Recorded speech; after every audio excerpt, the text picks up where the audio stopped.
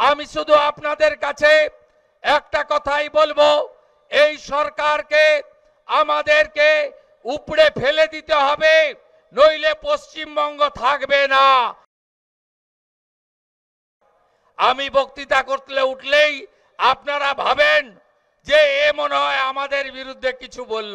সবচেয়ে বেশি অস্বস্তিতে আমাদের সংখ্যালঘু মোর্চার লোকেরা থাকেন।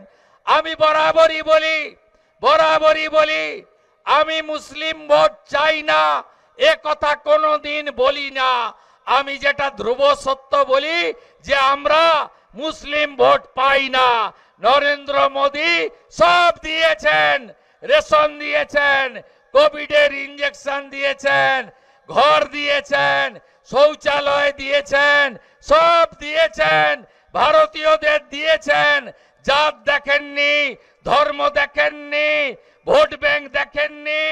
কিন্তু আপনাদের পাড়াতে যখন সুকান্ত মজুমদার যায়, শুভেন্দু অধিকারী নন্দীগ্রামে যায়, আপনারা বলেন এ তো জয় শ্রীরামের পার্টি এসেছে, এ তো হিন্দুদের পার্টি এসেছে, তাই একে ঢুকতে দেব না, ভোট দিতে দেব না। এটাই হলো সমস্যা।